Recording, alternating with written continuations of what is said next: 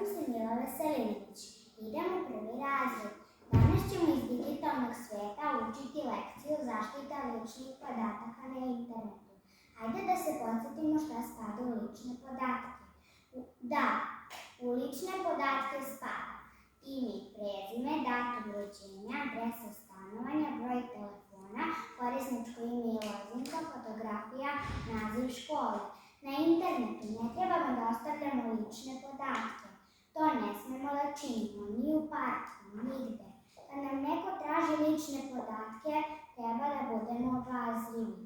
Lične podatke treba zadržati za sebe kao dragocenosti koje moramo da čuvamo.